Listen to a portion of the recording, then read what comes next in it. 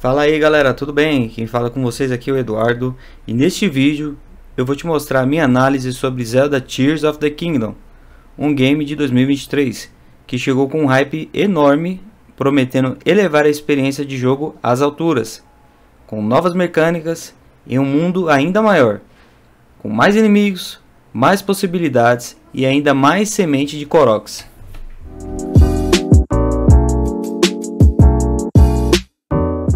Vamos começar analisando as partes boas e ruins do jogo, que tinha tudo para ser ainda mais brilhante do que seu antecessor, o Breath of the Wild. Zelda Tears of the Kingdom tem o seu brilho único, ele peca em algumas partes, porém faz jus à sua sequência. Primeiro vamos falar do visual design. Zelda Tears of the Kingdom tem seu visual cel shading bem feito, as paisagens são um vislumbre. Os detalhes são tão bem feitos que você vai parar diversas vezes só para admirar o horizonte, as dungeons, Hyrule, as montanhas, quanto as profundezas do mundo, são um show à parte. O design dos personagens segue o mesmo padrão do antecessor, passando a sensação de que o jogo é uma sequência, eles não mudam o visual dos personagens. E é muito legal você ver que eles pegaram firme nessa questão do visual design. Para um jogo que custa caro, ele tem que ser bonito mesmo. Agora vamos falar das novas mecânicas, como o Ultra Hand, a Fuse, a Recall e o Auto Build. A Ultra Hand é uma evolução da habilidade Magnesis de Zelda Breath of the Wild. Com a Ultra Hand é capaz de você combinar pedaços de árvore, combinar árvore com espada, árvore com escudo. A imaginação com a Ultra Hand não tem limites, Você pode também usar a Ultra Hand como uma primeira habilidade para depois usar a Recall e fazer um movimento que vai atingir seu inimigo e vice-versa. O Fuse traz uma variedade enorme de combinações, seja desde combinar pedaços de pau com parte de inimigos para criar armas mais poderosas, escudos resistentes e flechas elementais, explosivas, etc. A Fuse eu acho que é uma das habilidades assim mais relevantes para o jogo, pois no primeiro jogo tinha um certo problema, as armas quebravam muito rápido, Aí agora nesse jogo, com essa habilidade, você pode aumentar a resistência das armas, como também pode adicionar elementos, Por exemplo, uma lança que ela não tem elemento nenhum, se você adicionar a lança a um topaz, ela vai virar uma lança de trovão, Se você pegar uma flecha e você adicionar uma safira, ela vai virar uma flecha de gelo, e assim por diante.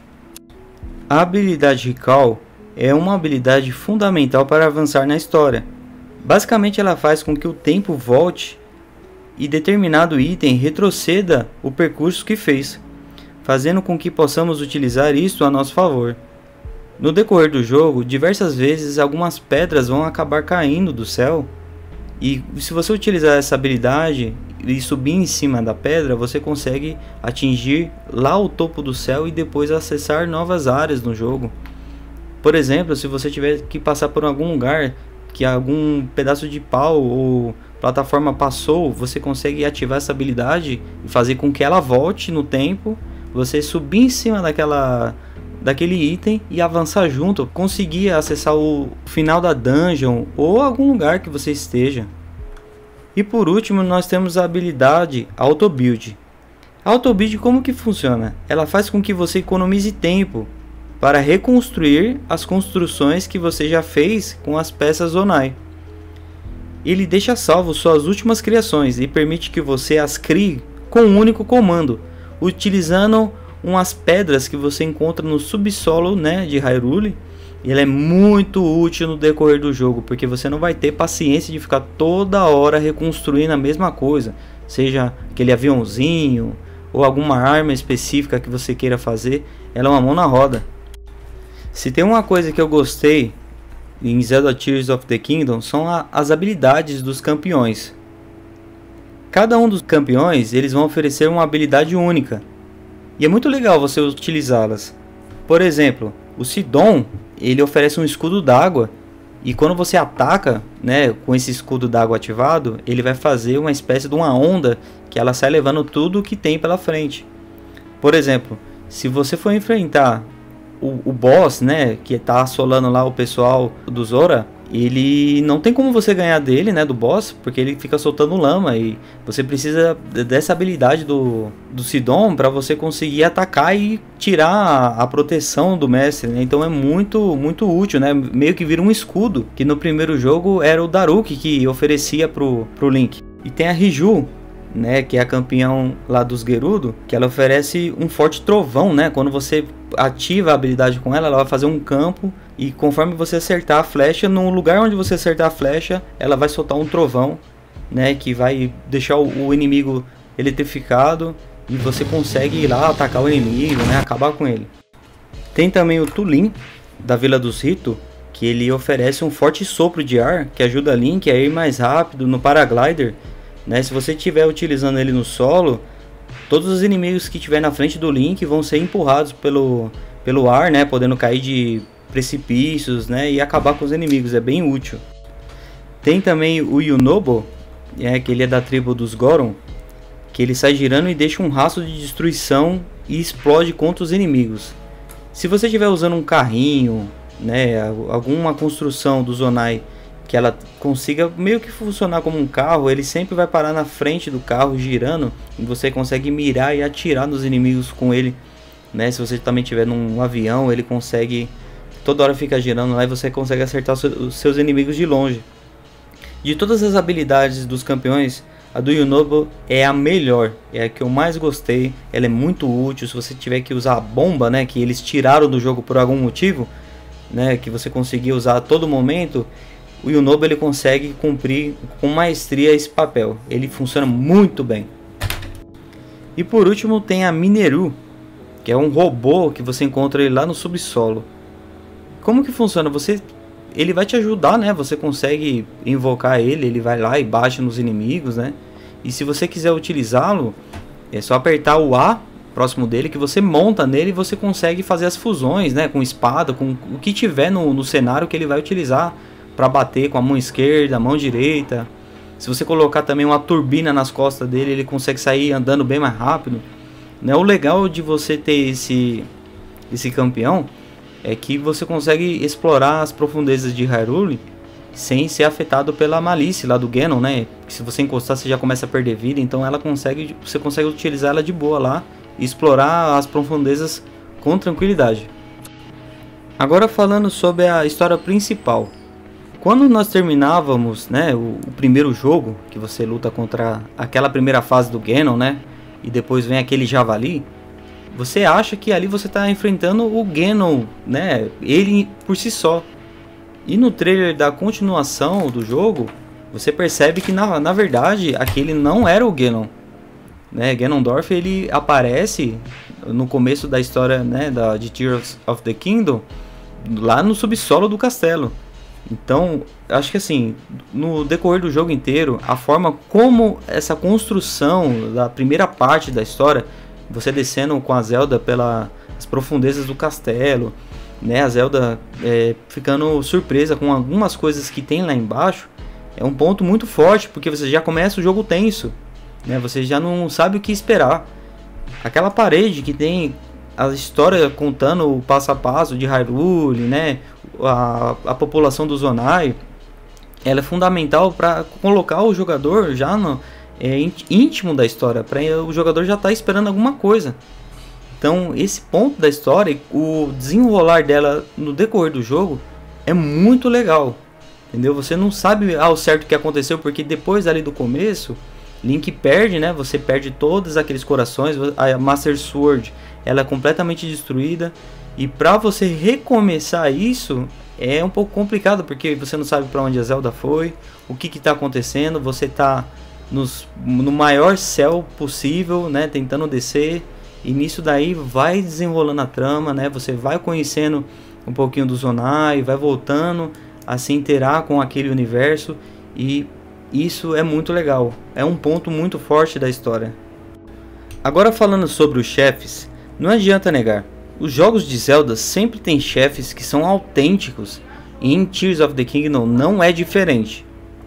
Além dos chefes terem papel fundamental na história, é interessante ver como cada um deles afeta o lugar onde ele está.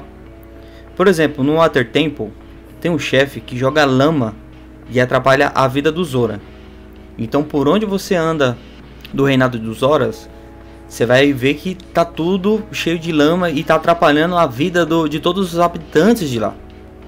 Na Rito Village, outro chefe que é responsável por jogar neve, né? Ele tá lá no céu e tá jogando neve e tá atrapalhando a vida de todos os moradores. Eles não conseguem voar, têm dificuldade, estão se abrigando em cavernas, né?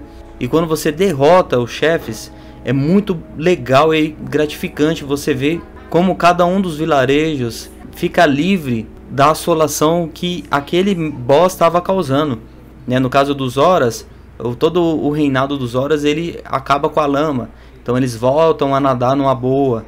No rito acaba a neve, então o sol volta para lá, eles conseguem voar, eles te agradecem, e isso é um ponto muito forte. Zelda Tears of the Kingdom é cheio de pontos positivos. Eu tô falando para vocês aqui os que eu achei mais importante, né, de ressaltar. Porém, como nada na vida é perfeito, ele também tem problemas que são muito sérios. Sérios demais e não dá para acreditar que eles estão lá. Mas de alguma forma, eles estão lá. E se por acaso você estiver gostando do vídeo, te convido agora a você deixar aquele like, fazer sua inscrição e dar aquela apoiada no canal, que é muito importante para mim.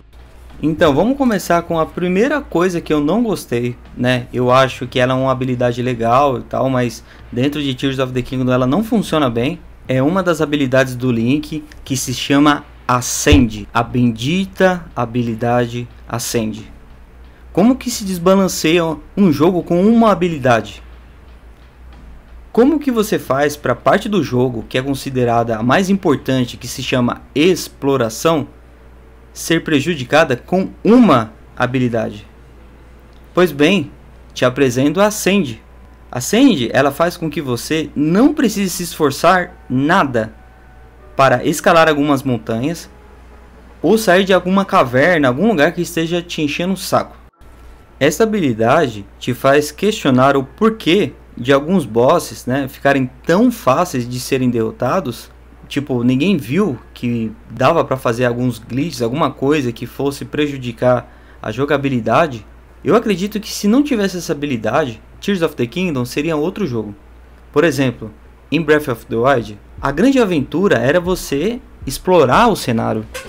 Você ter que andar na neve, certo? Demorar na neve, né? Por conta do Link não conseguir andar rápido, ou demorar para você passar pelo deserto, né? Existia uma recompensa, né? Quando você escalava uma montanha gigante, de você olhar aquela paisagem, ó, cheguei aqui em cima, né? Olha só como que eu sou competente, consegui fazer com que o Link, com mesmo a estamina que acaba rapidinho, com a chuva, chegar lá em cima de uma montanha bem grande.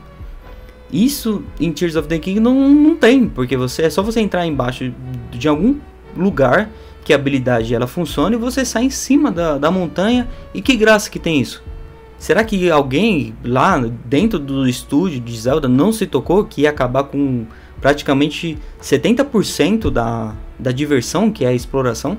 Será que alguém não pensou que, ó, nós vamos fazer isso daqui e nós vamos tirar a graça? Porque o que é gostoso, né, é você viajar com o Link e você desbravar os lugares. Agora que graça que tem? Você entra numa caverna, pô, beleza, tal, você tem que entrar lá, vasculhar. Terminou de vasculhar a caverna, você usou a habilidade e já sai do lado de fora. Não tem um mínimo de esforço de sair da caverna. Então que graça que tem isso? Agora vamos falar do segundo tópico, né, que pra mim é decepcionante. Tears of the Kingdom é consideravelmente um jogo mais fácil. Se você jogou o primeiro jogo, com certeza vai se decepcionar com a dificuldade que o outro jogo, né, Tears of the Kingdom, apresenta.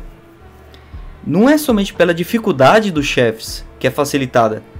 Absolutamente tudo é facilitado em Tears of the Kingdom. Se você for numa Shrine, ela é mais fácil. As side quests são mais fáceis. Os subchefes, mais fáceis ainda. A sobrevivência às baixas e altas temperaturas, então, eu nem vou comentar. Acredite, eu não precisei usar Elixir para chegar na Death Mountain, que é aquela montanha lá dos Goron que, pô, você chega lá, você já tá pegando fogo no primeiro jogo, né? Você tem que usar 4, 5 elixires para até você chegar lá, então tipo assim, é muito difícil. Nesse jogo eu não usei 2, eu não precisei usar 2. Por exemplo, se você for utilizar o elixir da furtividade no primeiro jogo, normalmente é quando você vai ter que fazer aquela parte que você tem que entrar lá na tribo lá, né, que fica lá no deserto, que você não pode ser notado, que senão eles te pegam. Nesse outro jogo você não vai precisar usar isso uma vez. As shrines são tão fáceis que após certo tempo fica entediante ter que resolver o que está lá dentro. São poucas que realmente tem algum desafio legal. E esse é um ponto que eu não consigo entender. Se eles colocaram as peças de Zonai para aumentar as possibilidades, eles deveriam aumentar a dificuldade do desafio do jogo para fazer jus. Por exemplo, eu estou te apresentando uma habilidade nova, eu quero te testar. Só que a equipe ela fez foi o inverso, ela te dá uma habilidade nova e ela meio que facilita o desafio para você tentar se virar do jeito que dá. Só que é muito simples você fazer os desafios em Tears of the Kingdom. Isso é péssimo. Outra coisa também que eu não posso deixar de comentar, que foi, cara, é muito decepcionante. No primeiro jogo, para você expandir o mapa, o que você precisava fazer? Tinha as torres, que você tinha que escalar as torres até você chegar lá em cima, né, e acessar e expandir, né? Cada uma das torres, ou ela estava bloqueada por alguns inimigos, né, realmente que iam te desafiar, ou tinha muito daquela calamidade do Ganon que você não podia encostar, então você tinha que saber como tá manipulando ali os elementos, né, para você conseguir chegar até a torre. Então tinha uma dificuldade para você acessar a torre. Cara, para você ter ideia, em Tears of the Kingdom é bizarro. Você tá chegando numa torre que às vezes você não vai conseguir chegar nela tão rápido se você escalar. De repente, antes de você chegar, cai uma pedra do céu. É só você usar a habilidade Recall, você vai subir nessa pedra e já vai ficar mais alto do que a torre. É só você pular, você já acessa a torre sem dificuldade alguma. Por exemplo, teve um outro caso que tem uma torre que ela tá sem um mecanismo na frente, né? O NPC fala, ó, eu tô sem um mecanismo aqui, parece que o monstro pegou. Você vai achar que o monstro tá longe, que ele pegou o mecanismo e foi para longe. O monstro ele tá voando próximo da torre, você não tem que dar 5 passos. Você mata o monstro e leva o negócio lá e você ativa a torre. Então, aonde foi parar a dificuldade das torres em Tears of the Kingdom? Não tem dificuldade alguma. Agora, outro ponto também que é, cara, decepcionante. Os inimigos, né, que foram acrescentados em Tears of the Kingdom não chegam aos pés de alguns inimigos que tem no primeiro jogo. Por exemplo, os inimigos que foram adicionados, tem vários. Tem aquele Flux Construct, né, que é um gigante que ele fica se moldando, tal, que ele vai te atacar. É legal, é um inimigo bacana, eu achei bem original. Tem aquele Glemok, né, que é um dragão com 3 cabeças elemental, tem ele de fogo, de gelo, e tem o King, né, que é um de cada elemento, que é bem forte. É muito legal esse inimigo. Aí tem as múmias, né, no deserto de Gerudo, e entre outros, né. O Phantom Ganon também, que eu acho um inimigo muito legal. Acho que de todos daí que eu mencionei, ele é o mais original. E assim, significa que todos esses inimigos que foram adicionados, eles são melhores do que do primeiro jogo? A resposta é não.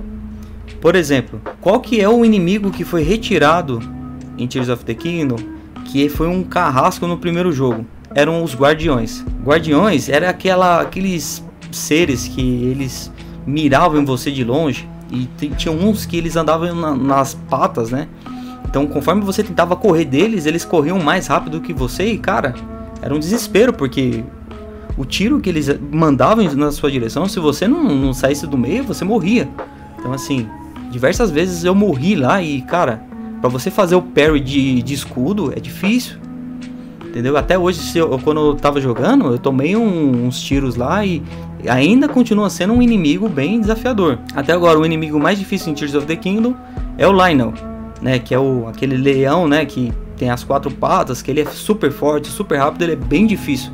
Então assim, ter mais inimigos, ele é importante, é legal, tal, mas a forma como o jogo faz isso, parece que os inimigos eles estão lá só para encher linguiça, porque eles não são difíceis.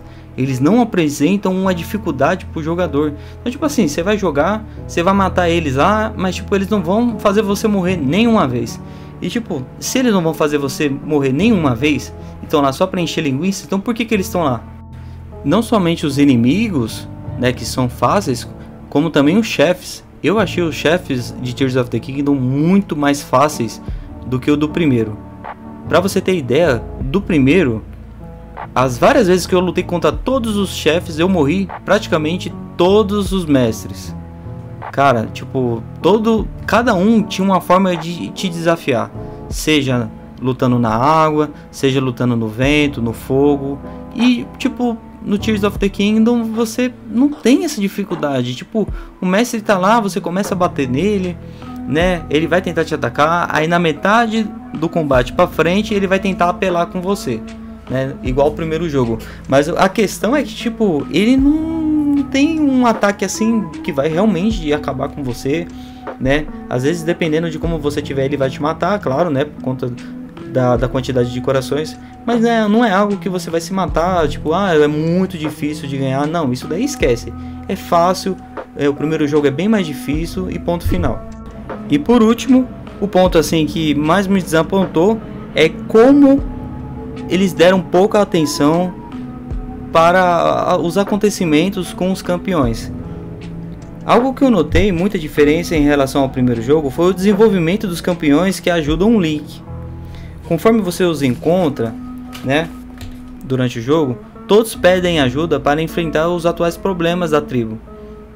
Por exemplo, se você vai na Vila dos Ritos, né, o Tulin vai pedir, tá nevando aqui, eu preciso de ajuda, não sei o que lá e tal, né? E tipo, da forma que isso acontece no jogo, parece que o jogo quer que você só resolva o problema que tá acontecendo na vila e só.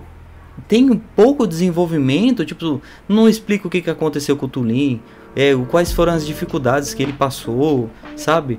Eu achei o primeiro jogo que ele tem muito mais emoção, ele se importa com cada um dos campeões que tem quando você vai lutar contra o Waterblight, o Ganon, o primeiro Ganon lá da água.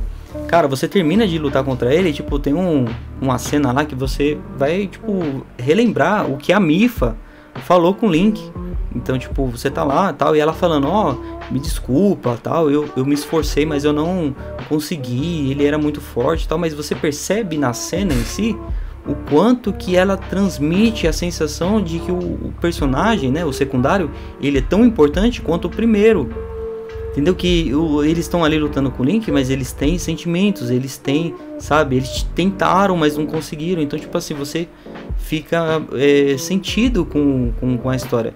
E, exemplo, aqui em Tears of the Kingdom, eles estão lá, você ajuda eles, beleza, terminou de ganhar do chefe que tá assolando a vila, tipo, beleza, ele vai lá, oferece, fala, eu vou te oferecer minha ajuda, eu quero estar com você toda hora, mas tipo, acontece de uma forma tão simples que eu acho que deveria ter tido mais emoção, sabe? Os personagens secundários são a cereja do bolo do jogo. Eles são tão importantes que, cara, sem ele, tipo, não tem graça a história. Então deveria ter tido um desenvolvimento melhor para cada um deles. E outra coisa, cara, que, tipo, fica muito chato é que, tipo assim, conforme você pega cada um dos personagens, beleza, começou a jogar, chega lá, vai enfrentar o Ganon, eles têm a mesma desenvoltura durante e após a batalha.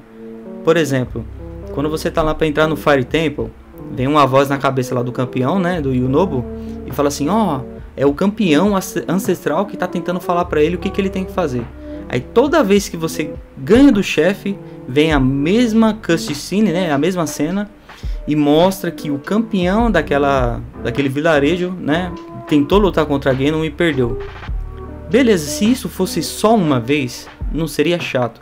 O problema é que isso vai acontecer com os Goron, com os Rito, com o pessoal de Gerudo, então vai acontecer com todo mundo e tipo, chega uma hora que fica muito, muito chato.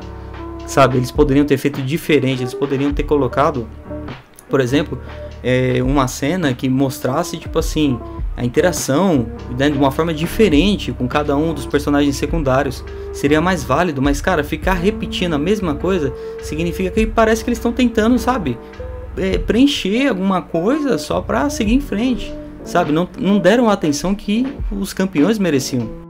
Então, para finalizar, Tears of the Kingdom é um jogo ambicioso, que peca por tentar abraçar o mundo em vez de ser simples igual o primeiro. E levar o jogo às alturas e até as profundezas de Hyrule é uma excelente aposta. Porém, poderia ter sido muito melhor elaborado se o game fosse desenvolvido por um console mais potente, né, com mais FPS por segundo, com uma melhor mecânica, né, com mais espaço de armazenamento para o jogo ter, né, a atenção que merece. Tears tem seu brilho. Você percebe isso ao enfrentar novos inimigos, né, fazer as construções, as peças online, né, otimizar o progresso com o auto build e explorar várias cavernas, né? Eu acho que o legal do Zelda é isso, você parar para admirar os cenários, né, ver toda a Hyrule imensa, né? Cara, é uma coisa assim que só esse jogo consegue proporcionar. Quem sabe no próximo console da Nintendo seja possível ter uma nova versão definitiva de Tears of the Kingdom, né, com uma performance maior e também com traduções, né, em português do Brasil, que cara, tá na hora já da Nintendo dar uma atenção para o público que gasta uma fortuna no jogo e não tem nem ao menos uma tradução para entender a história, né? Mas enfim, essa é a minha análise de Tears of the Kingdom. Eu espero muito que você tenha gostado, né? E espero também que você se inscreva no meu canal, né, e apoie o meu trabalho, que me ajuda muito. Beleza, galera? Valeu, tamo junto.